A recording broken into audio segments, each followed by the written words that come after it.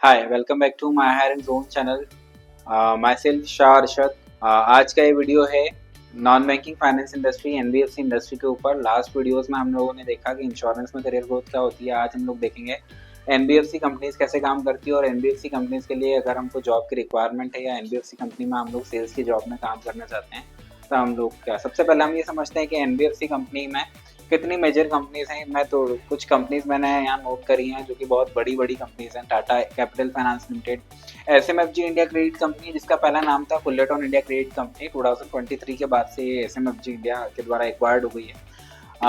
Third company Muthoot finance, Mahindra finance, Shriram finance, HDB finance, Bajaj finance, बहुत सारी companies हैं जो कि एनबीएफसी नॉन बैंकिंग फाइनेंस में इंडस्ट्री के तौर पे काम कर रही है। Personal loan, business loan, non banking finance company जो होती है वो मेजरली यही प्रोडक्ट सेल करती है। Personal loan, business loan, home loan, mortgage loan और ग्रुप लोन, ये सारे प्रोडक्ट सेल करती हैं। नॉन बैंकिंग फाइनेंस कंपनीज का रेट ऑफ इंटरेस्ट एनबीएफसी मतलब बैंकिंग इंडस्ट्री से काफी ज्यादा होता है।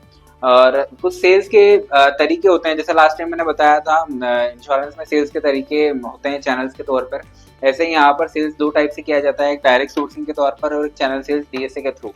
तो डायरेक्ट सोर्सिंग क्या होता है? डायरेक्ट सोर्सिंग एक चैनल होता है एनबीएफसी इंडस्ट्री में जिसमें जो भी एम्प्लॉय ज्वाइन करता है, अगर आपने मान लो डायरेक्ट सोर्सिंग के लिए कहीं पर किसी एनबीएफसी इंडस्ट्री में जॉब में ज्वाइन किया है या आप भी इंटरव्यू देने वाले हो, आप के पास कोई जॉब अपॉर्चुनिटी है डायरेक्ट सोर्सिंग के लिए किसी एनबीएफसी कंपनी में, तो डायरेक्ट सोर्सिंग में क्या होता है? डायरेक्ट सोर्सिंग में आपको कस्टमर की लीड्स खुद सोर्स करना रहती है और उसको खुद को पर्सनल लोन सेल आउट करना होते हैं, बिजनेस लोन सेल आउट करना होते हैं, होम लोन सेल आउट करना होते हैं।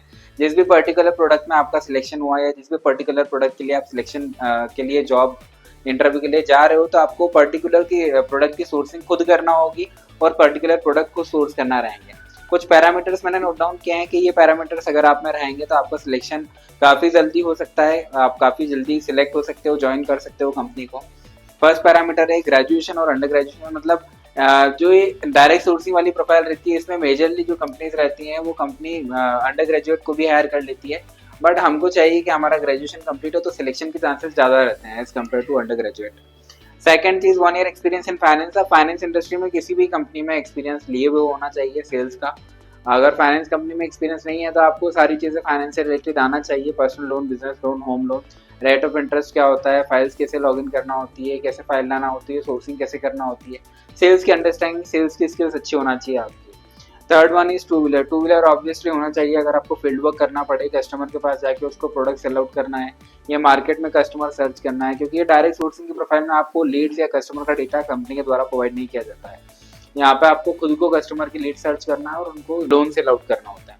Channel sales. चैनल सेल्स एक डीएसए चैनल सेल्स होता है जिसमें जो चैनल पार्टनर डीएसए होते हैं, लाइक डीएसए आप सभी जानते होंगे डीएसए क्या होता है। डीएसए हर एक कंपनी के साथ में कनेक्टेड होते हैं, वो सब कंपनी के loan, insurance, financial product sale out करते हैं। तो डीएसए आपको जैसे मान लो आपने महिंद्रा फाइनेंस या SMFG India credit finance, Fullerton India credit finance company के साथ में किसी भी ऑर्गेनाइजेशन को ज्वाइन किया है, तो आपका ये रहेगा कि आपको न्यू डीएसए क्रिएट करना है या जो भी डीएसए आपकी पहचान में आपको उन डीएसए के, तो मैंने यहाँ लिखा हुआ है रिलेवेंट एक्सपीरियंस होना चाहिए 2 साल का। तो आपको एटलीस्ट 2 साल का किसी भी पर्टिकुलर प्रोडक्ट में, जो जिस भी प्रोडक्ट में आप इंटरव्यू देना चाह रहे हो, जिस भी प्रोडक्ट में आप आगे काम करना चाह रहे हो, तो आपको 2 साल का एटलीस्ट डीएसए सेल्स का एक्सपीरियंस होना चाहिए। डीएसए के थ्रू आपको लीड जनरेट करना होती है और उन लीड्स के ऊपर कस्टमर को विजिट करके personal loan, business loan, home loan, mortgage loan, जो भी आपका प्रोडक्ट रहेगा वो लोन सेल आउट करना होता है। टू व्हीलर मैंडेटरी होना चाहिए। यहाँ पर एक पॉइंट और एक्स्ट्रा लिखा हुआ है CIBIL score. CIBIL score more than 700 required रहता है यहाँ पर कोई भी कंपनी में।